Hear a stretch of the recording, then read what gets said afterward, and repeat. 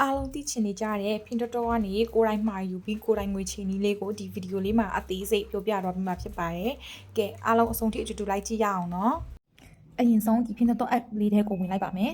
။ဝင်လိုက်ပြီဆိုရင်ဒီထဲမှာတော့ရွေးချယ်ချက်ပစ္စည်းအမျိုးအစားအများကြီးရှိတာပေါ့နော်။ဒီထဲမှာကိုကဘယ်တစ်ခုယူမလဲဆိုရင်တေချာလေးရွေးကြည့်ပေါ့နော်။တကယ်ကြည့်ပြဆိုဒီတစ်ခုကိုရွေးကြည့်မယ်။ဒါဆိုရင်ကိုကဒီမှာဒီတစ်ခုကိုဝယ်ချင်လဲဆိုရင်သူရဲ့ဒီမှာ size တွေအယောင်တွေတေချာလေးတစ်ချက်ကြည့်မယ်ပေါ့နော်။သူက size တွေအယောင်တွေပုံမှာမူတည်ပြီးတော့ဈေးနှုန်းကလည်းကွဲပြားမှုရှိသွားပါတယ်။ဒါဆိုရင်သူက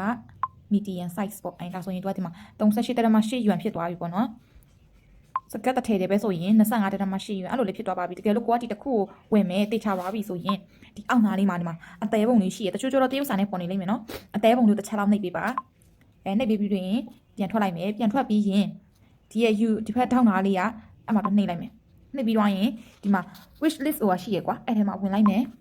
ဝင်ပြီးတော့ရင်ဒါကိုကအစောနာယူထားတဲ့အဲ့ထဲမှာကိုကနောက်တစ်ခါပြန်ယူကြည့်မယ်ကိုကဘယ်အင်ဂျီယူမယ်ဘယ် size ယူမယ်ဘယ်အယောင်ယူမယ်ဆိုပြီးတော့ဒီအောက်နားလေးမှာဒီမှာဒီတရားကအသေးလေးကိုနှိပ်လိုက်မယ်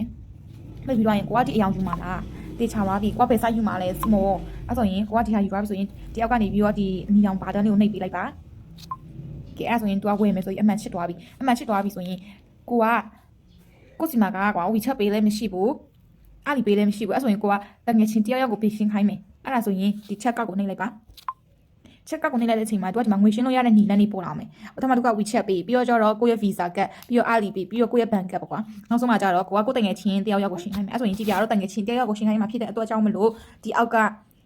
ဒီလူပုံလေးနဲ့ဟာကိုအမှန်ချစ်လိုက်မယ်ကဲချစ်ပြီးဆိုရင်ဒီအောက်ကနေပြီးတော့ Pay for me ဆိုတာကိုနှိပ်လိုက်မယ်နှိပ်ပြီးတော့သူကဒီမှာထပ်ယူခိုင်းနေကွာWeChat ကိုပို့မှာလားအားလီပေးကိုပို့မှာလားအဲ့ဆိုရင်ကြည့်ပြတော့ WeChat ကိုပို့မယ်ဆိုတဲ့အတွက်ကြောင့်မလို့ WeChat ကိုနှိပ်လိုက်မယ်နှိပ်ပြီးတော့ရင်တော့ကိုပို့ချင်တဲ့တငယ်ချင်းတယောက်ယောက်ကိုဒီမှာကိုဒီဘယ်တယောက်ပို့ငွေရှင်းခိုင်းမလဲဆိုရင်တယောက်ယောက်စီကိုပို့လိုက်ရင်ရပါပြီကဲဒါလေးကတော့ဖင်တော်မှာဘလို့လေးဝယ်ပြီးတော့ငွေရှင်းရမလဲဆိုတာကြည့်ပြရှင်းပြထားတာပေါ့နော်အားလုံးလည်းမသိရရှိရင်လာမေးလို့ရပါတယ်